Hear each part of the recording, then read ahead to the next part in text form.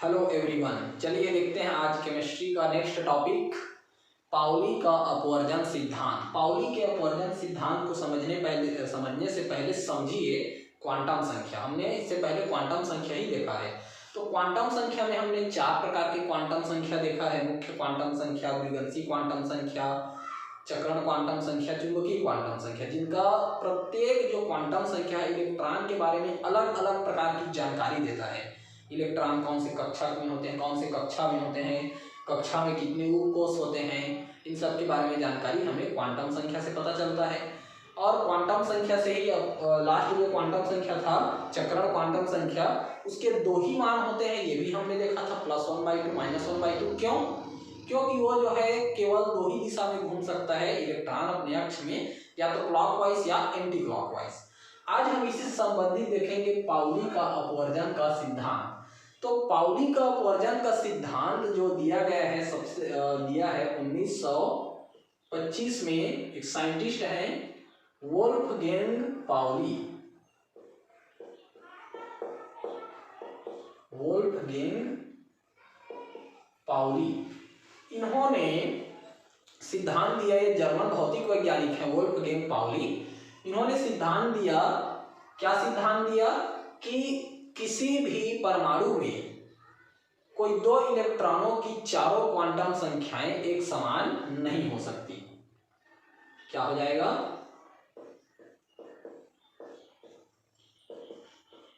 किसी भी परमाणु में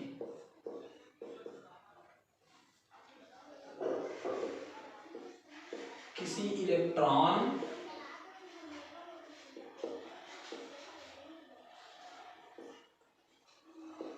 की चारों क्वांटम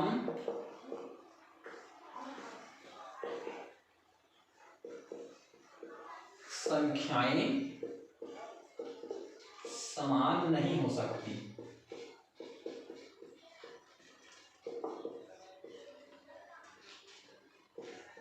तो उन्होंने क्या कहा कि किसी भी परमाणु में किसी इलेक्ट्रॉन की चारों क्वांटम संख्याएं एक समान नहीं हो सकती अगर कंडीशन बाय कंडीशन, अगर 4 क्वांटम संख्या में से मुख्य क्वांटम संख्या, द्विगंशी क्वांटम संख्या और चुंबकीय क्वांटम संख्या, इन तीनों का मान अगर एक हो भी जाता है तो निश्चित रूप से चौथा जो क्वांटम संख्या है, स्पिन क्वांटम संख्या, उसका मान अलग होगा।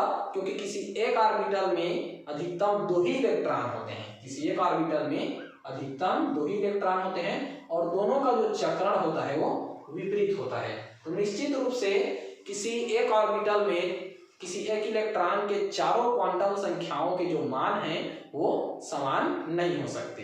अब इसको एग्जांपल से समझते हैं। देखिए, अगर n का मान हमें 1 दिया हुआ है तो l का मान क्या प्राप्त होता है? 0। m का मान भी प्राप्त होता है 0। उसी प्रकार एक इलेक्ट्रॉन के लिए जब एग्जांपल देख रहे हैं, एक ऑर्बिटल में 2 इलेक्ट्रॉन के लिए, तो एक ऑर्बिटल में उस इलेक्ट्रॉन के लिए देख रहे हैं प्रथम कोष के 2 इलेक्ट्रॉन के लिए, तो n बराबर हमें प्राप्त होता है 1, n बराबर 0 और फिर m बराबर 0। उसी प्रकार फिर जो दूसरा इलेक्ट्रॉन है या उस कोष में जो एक और इलेक्ट्रॉन है, द्वितीय इलेक्ट्रॉन है, उसका जब हम देखते हैं तो फिर वही मान प्राप्त होता है 1, 0, 0। लेकिन एक ऑर्बिटल में यहाँ पर ये जो 2 इलेक्ट्रॉन है, इनका जो चक्रण जो है निश्चित रूप से अलग होगा। तो इसका +1/2 और इसका -1/2। तो देखिए ये तीनों जो है कॉमन है, समान है, लेकिन चौथा जो क्वांटम संख्या है वो जो है अलग है। तो यही इनका सिद्धांत है कि किसी भी परमाणु में किन्हीं 2 इलेक्ट्रॉनों की, यहाँ पर थोड़ा सा हो गया है, किसी भी परमाणु में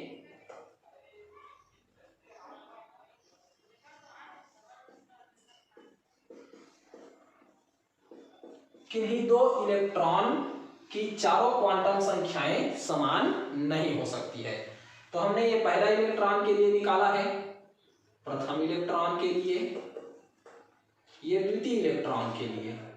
तो जब हम देखते हैं तो यहाँ पर n l m सब का मान जो है समान प्राप्त होता है, लेकिन चौथा जो क्वांटम संख्या है, चूंकि एक ऑर्बिटल में 2 इलेक्ट्रॉन हो सकते हैं और दोनों इलेक्ट्रॉन जो है एक दूसरे के विपरीत दिशा में गति करते हैं अपने अक्ष में, तो ये हो गया +1/2 और -1/2।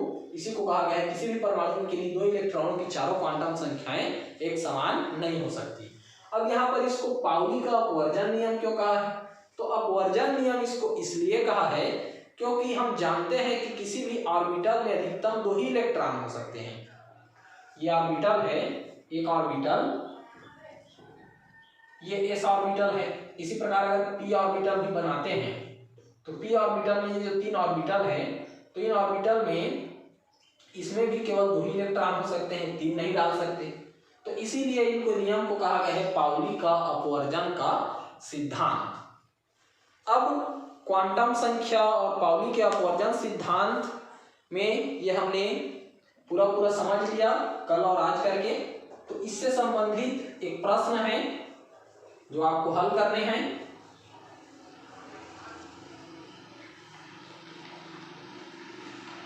तो प्रश्न है, यदि n बराबर 3, n है मुख्य क्वांटम संख्या, n बराबर 3 है, तो l और m के मान ज्ञात कीजिए।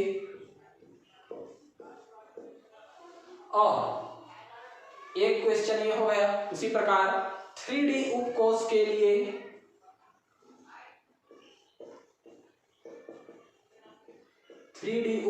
के लिए यहां पर इलेक्ट्रॉन के m व l के मान ज्ञात करना।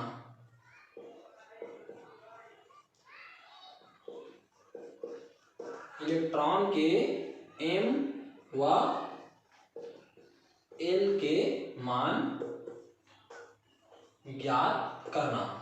अगर आप लोगों ने क्वांटम संख्याओं को अच्छे से समझा होगा तो आसानी से इसका, ये पहला प्रश्न है, इन दोनों का हल निकाल आएगा।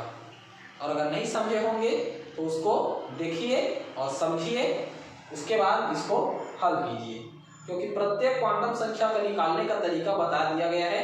n का मान जो है कैसे निकाला जाता है, तो n का मान जो है सीधा n बराबर होता है 1 2 3 4 इस प्रकार से।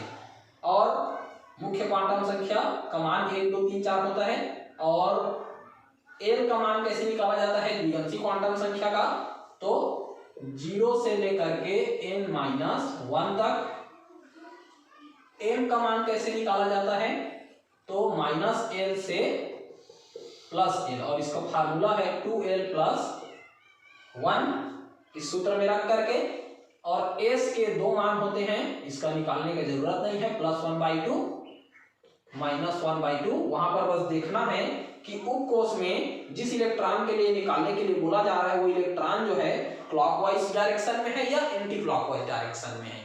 तो इस प्रकार से इनका मान आपको निकाल करके बताना है ये प्रश्न में। अब हम देखते हैं हमारा नेक्स्ट टॉपिक,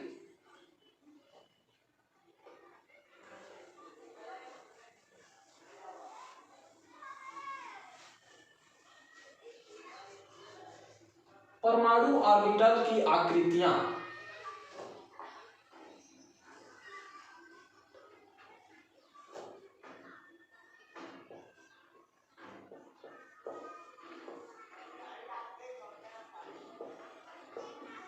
परमाणु कक्षक की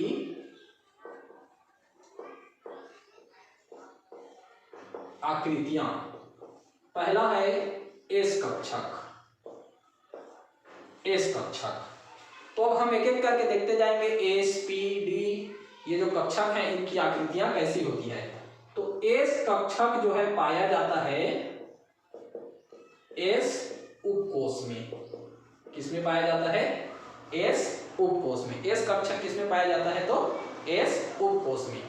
अब हम यहां पर देखते हैं, जब क्वांटम संख्या देखे थे तो एल का मान अगर 0 होता है तो वो जो है दर्शाता है एस कक्षक को। किसको दर्शाता है, एस कक्षक को। अब यहां पर देखते हैं n बराबर 0 है तो एस कक्षक को दर्शाता है। और इसका जो आकार होता है इस कक्षक का वो होता है सममित व गोलाकार। इसका जो आकार होता है वो होता है सममित व गोलाकार, इस कक्षक का आकार। और जैसे जैसे इसमें मुख्य क्वांटम संख्या का मान बढ़ता जाता है तो उनका जो आकार भी बढ़ता जाता है। जैसे 1 इस कक्षक से बड़ा होगा 2s, 2s से बड़ा होगा 3s। इस प्रकार से इनका जो आकार है वो n के मान के अधिक होने पर उनका जो वृद्धि होता जाता है, आकार बड़ा होता जाता है, ऊर्जा एवं आकार जो है बढ़ता जाता है। तो इस प्रकार से ये बढ़ता जाता है। अब इनका जो विन्यास होता है, इस कक्षक का विन्यास सभी दिशाओं में होता है।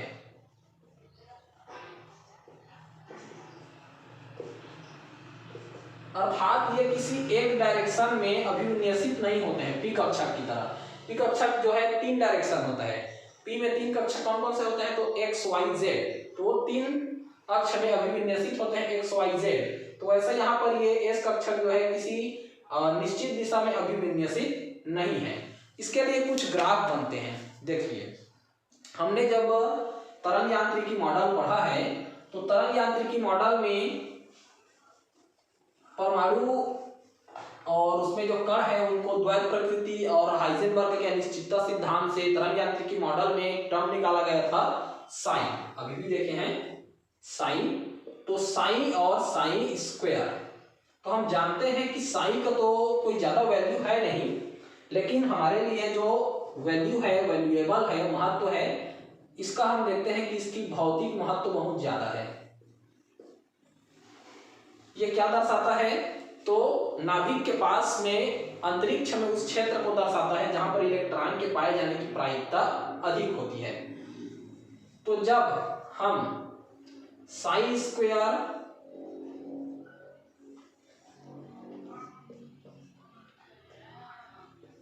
और आर है नाभिक से इलेक्ट्रॉन की दूरी, या लिख सकते हैं इसको R is equal to distance from nucleus, नाभिक से दूरी। तो यहां पर समझते जाते हैं कि ये कैसे, इसको समझेंगे ग्राफ को। ग्राफ में जब 1s 2s के लिए अलग अलग ग्राफ बनाया जाता है तो 1s में इलेक्ट्रॉन की जो प्रायिकता है, 1s कक्षक के लिए जो प्रायिकता है वो नाभिक से दूरी बढ़ाते जाने पर वो बढ़ता जाता है या कम होता है। ये इस प्रकार से जब 1s कक्षक के लिए बनाते हैं, 1s कक्षक के लिए, तो 1s कक्षक के लिए समझिए नाभिक से जैसे जैसे दूरी बढ़ाते जाते हैं तो इलेक्ट्रॉन के पाए जाने की प्रायिकता जो है घटती जाती है। ये ऊपर से इस प्रकार से घटता जाता है। वहीं 2s कक्षक के लिए जब बनाते हैं तो 2s कक्षक में भी साई स्क्वायर और उसके r के बीच जब ग्राफ खींचा जाता है तो वो हमें प्राप्त होता है थोड़ा सा डिफरेंस, और वो प्राप्त होता है इस प्रकार से।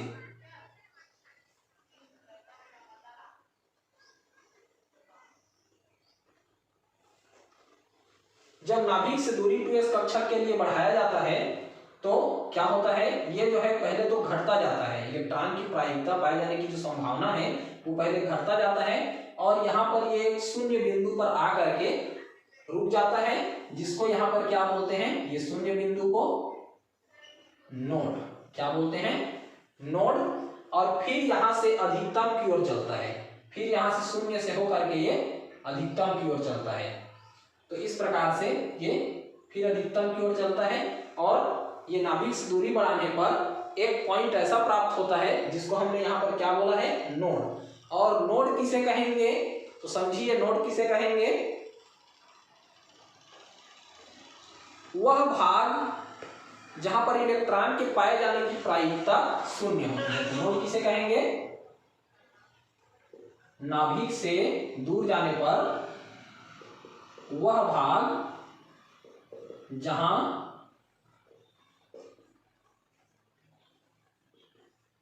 इलेक्ट्रॉन के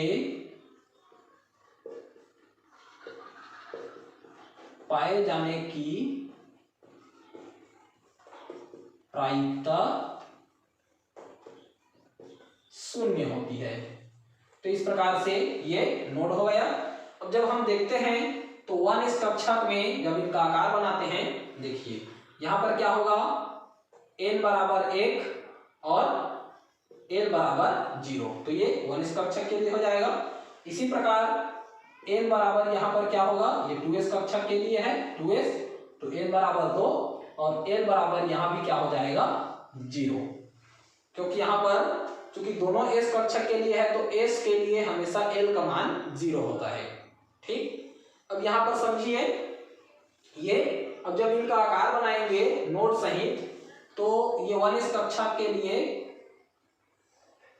इस प्रकार से ये नाभिक है और इसके चारों ओर ये इलेक्ट्रॉन के पाए जाने की प्रायिकता, इसमें कोई नोड अंतर नहीं है या कोई नोड नहीं है। लेकिन वही 2s कक्षक के लिए जब बनाते हैं तो 1s कक्षक नाभिक है यहाँ पर, और नाभिक से ये एक कक्षक यहाँ पर,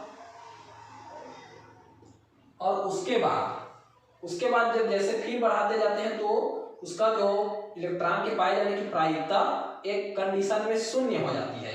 तो वहां पर जो है इलेक्ट्रॉन के पाए जाने की प्रायिकता शून्य होती है। तो शून्य प्रायिकता को इस प्रकार से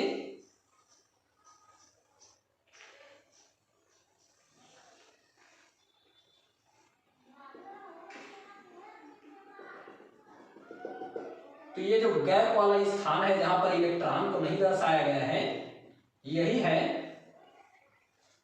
नोड, जहां पर इलेक्ट्रॉन के पाए जाने की प्रायिकता शून्य होती है। तो 2s में एक नोड, 2s में कितना पाया जाता है, एक नोड, जबकि 1s में कोई नोड नहीं पाया जाता। तो ये इस प्रकार से समझिए कि s कक्षक जो है किसी एक डायरेक्शन में अभिविन्यसित नहीं होता है, वो सभी दिशाओं में बराबर होता है। अब इसको कैसे समझ सकते हैं, जैसे वो x y z, x y और z ऐसे किसी तीन अक्ष में अभिविन्यसित नहीं होता, सब तरफ इलेक्ट्रॉन के पाए जाने की प्रायिकता जो है समान होती है। तो ये कहलाता है यहाँ पर कि सभी दिशाओं में बराबर अभिविन्यसित होता है। तो यहाँ पर समझ आ गया होगा s कक्षक कैसा होता है। तो s कक्षक होता है सममित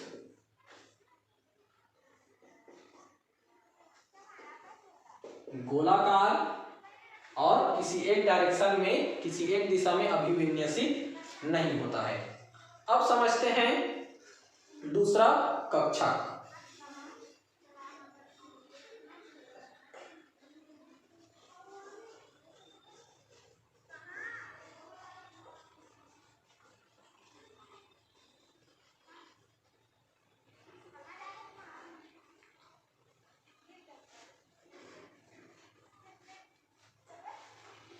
दूसरा कक्षक है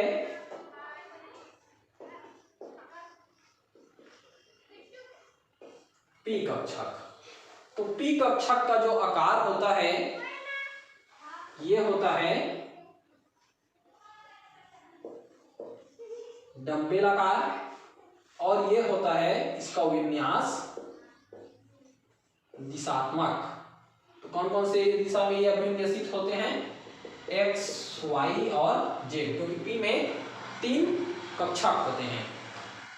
तो यहाँ पर अब समझते हैं p कक्षक में अगर क्वांटम संख्या से लें तो n बराबर अगर 1 है तो l बराबर 0 होता है, या n बराबर 1 है तो l बराबर 0, और यदि अगर हम l बराबर 1 लेते हैं, n का यहाँ पर हटा देते हैं पहले, l बराबर अगर 1 लेते हैं तो n के हमें 3 मान प्राप्त होते हैं, 3 मान। तो कौन कौन से मान प्राप्त होते हैं, -1, 0, +1, इस प्रकार से।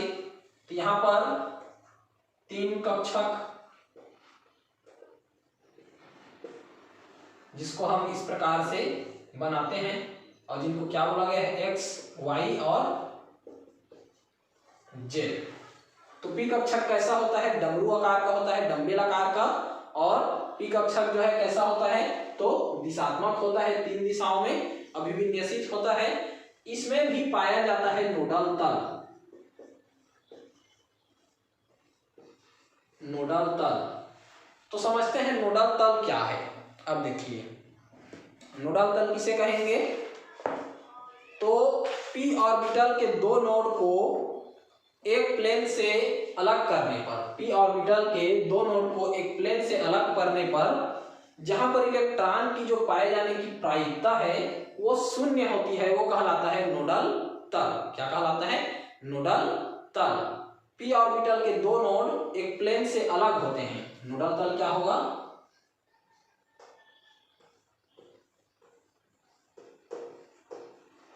पी ऑर्बिटल के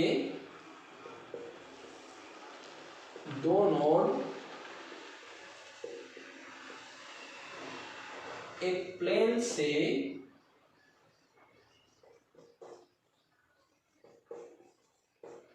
अलग होते हैं जहां इलेक्ट्रॉन की प्रायिकता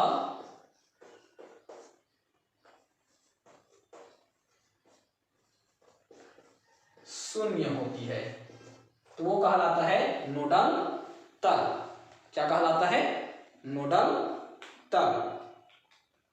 अब इस प्रकार से इसमें 3 नोडल तल हैं। कौन कौन से हैं, तो हम देख रहे हैं कि एक्स में जो है पी एक्स में नोडल तल निकलेगा वाई जेड, उसी प्रकार पी वाई में निकलेगा नोडल तल एक्स जेड, और उसी प्रकार पी जेड में निकलेगा एक्स वाई। अब इसका डायग्राम बनाते हैं, समझ आ जाएगा।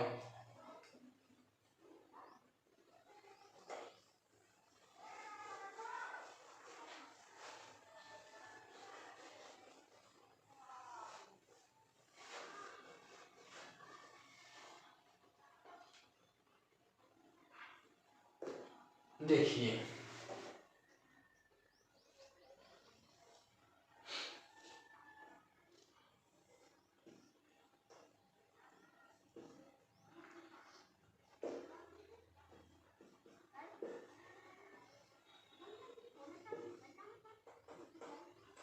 टू पी एक्स,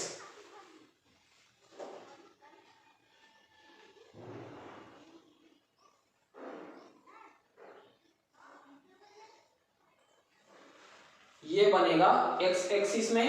उसी प्रकार वाई एक्सिस का देखते हैं,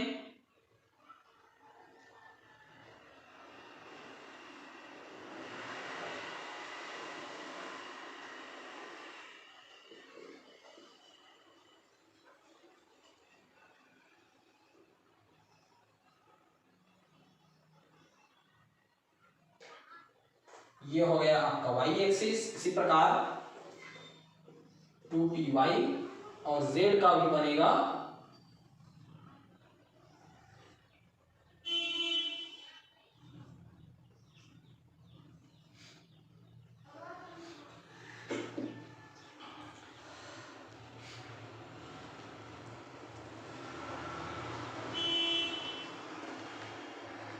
टू पी जेड।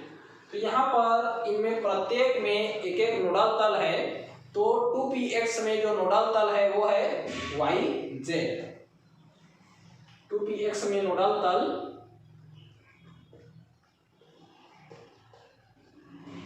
yz। यहाँ पर y में देखते हैं तो नोडल तल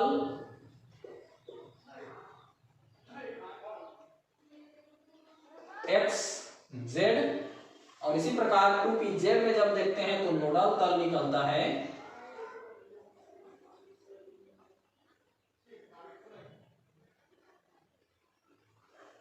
xy। और नोडल तल क्या है, तो नोडल तल जहां पर 2 नोड जो है एक दूसरे से एक प्लेन से अलग होते हैं, जहां पर इलेक्ट्रॉन के पाए जाने की प्रायिकता जो है शून्य होती है, वो कहलाता है नोडल तल। तो इस प्रकार से पी कक्षक की जो आकृति होती है वो होती है डंबेलाकार। और यहाँ पर पी कक्षक का जो n का मान है, यानी कि मुख्य क्वांटम संख्या का मान जैसे जैसे बढ़ता जाता है तो उसके कक्षक के आकार में वृद्धि होती जाती है। जैसे 2p से बड़ा है 3p, 3p से बड़ा है 4p। इस प्रकार से ये इनका मान भी कक्षक में n के मान में वृद्धि के साथ इनका ऊर्जा और आकार जो है बढ़ता जाता है। और नोडल तल को अगर दर्शाना चाहे तो किस प्रकार से दर्शा सकते हैं?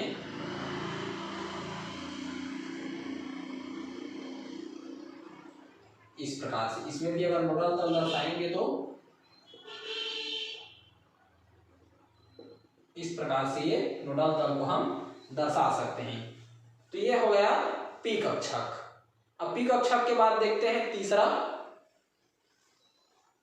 इसका डायग्राम आप लोग पॉज करके वीडियो नोट कर सकते हैं।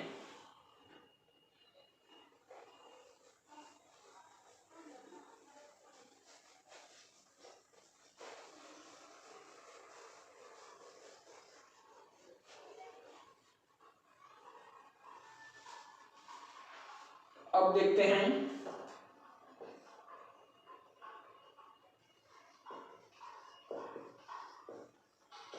डी कक्षक। तो डी कक्षक की जो आकृति होती है वो होती है डबल डंबेल।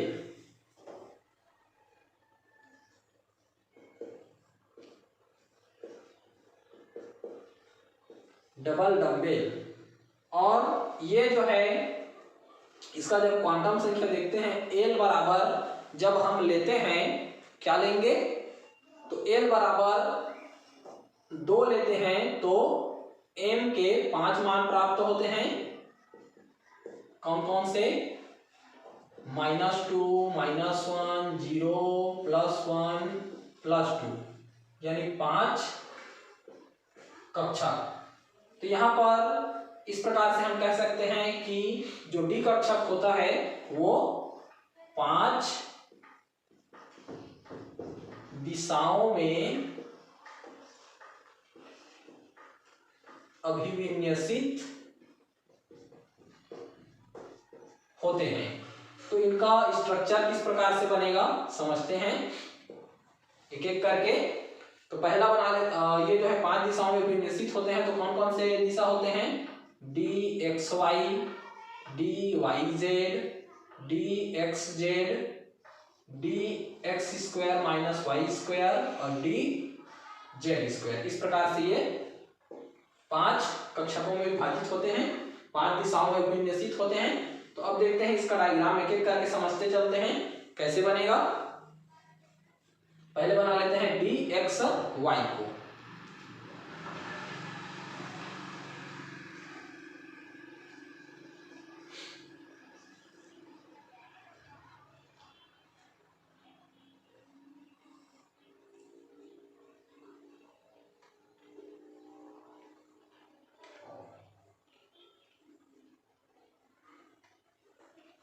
ये है DXY।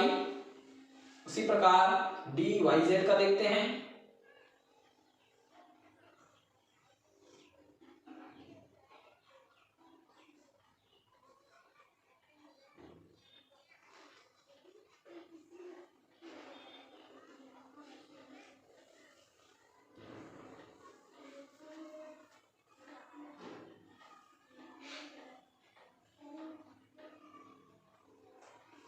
ये हो गया DYZ।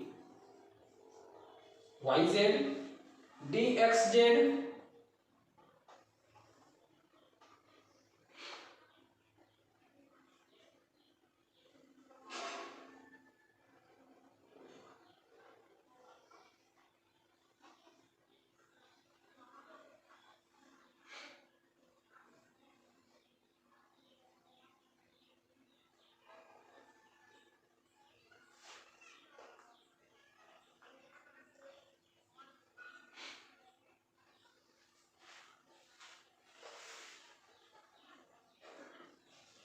DXZ और इसमें बच गया 2 कक्षक DX² -Y²।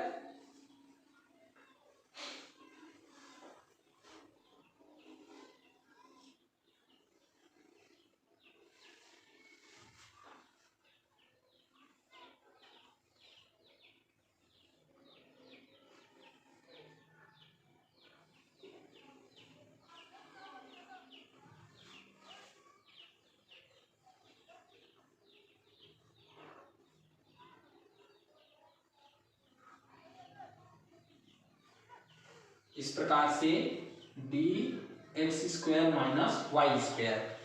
ये सब डायग्राम तो लगभग सेम ही बनते हैं। इसमें जो एक डिफरेंस होता है dz² का डायग्राम, तो समझिए dz² का डायग्राम कैसे बनेगा।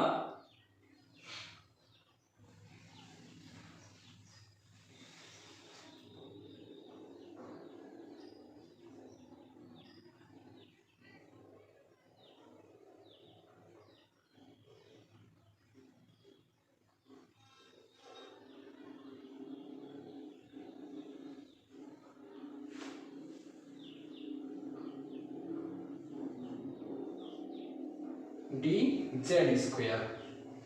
तो इस प्रकार से dz² जो है थोड़ा सा इनसे डिफरेंस होता है। देखिए यहाँ पर x और y अक्ष में है, यहाँ पर ये y और z अक्ष में है, यहाँ पर x और z अक्ष में है, यहाँ पर x² माइनस y² अक्ष में है। वहीं पर dz² में जब हम देखते हैं डायग्राम को, तो वहां पर ये थोड़ा सा डिफरेंस है। तो यहाँ पर ये डिफरेंस कैसे है, ये जो रिंग है इन डायग्राम से संकुचित नजर आ रहा है। तो संकुचित नजर आने का रीजन यही है कि इस स्थान पर इलेक्ट्रॉन की जो डेंसिटी है वो हायर है, इलेक्ट्रॉन घनत्व अधिक पाई जाती है। जो रिंग है वो डेंस है, ज्यादा मात्रा में डेंस है, अर्थात वहां पर इलेक्ट्रॉन की जो डेंसिटी है वो अधिक पाई जाती है। तो इस प्रकार से हमने देखा कि एस कक्षक जो है कैसे होते हैं, सममित गोलाकार और सभी दिशाओं में समान रूप से अभिविन्यसित होते हैं। पी कक्षक कैसे होते हैं, तो डमरू आकार के होते हैं और ये 3 अक्षों पर अभिविन्यसित होते हैं, एक्स, वाई और जेड। और डी कक्षक जो होते हैं वो डबल डम्बल आकार के होते हैं और ये 5 अक्षों में अभिविन्यसित होते हैं, dxy, dyz, dxz, dx² minus y² और dz²। और ये इनके आकृति या आकृतियां ये तीनों के पता चल गए। इससे भी एक आकार का जब जाते हैं तो वो थोड़ा जटिल प्रकार की आकृति होती है। एक की आकृति जो होती है वो जटिल होती है, इसलिए हमें ये 3 तक ही मान हमें देखना है। अब इससे संबंधित अगर कोई भी आपको डाउट होता है, समस्या होता है, तो आप हमें टेलीग्राम या कमेंट के माध्यम से बता सकते हैं। और नेक्स्ट के लिए मिलते हैं कल। Thank you.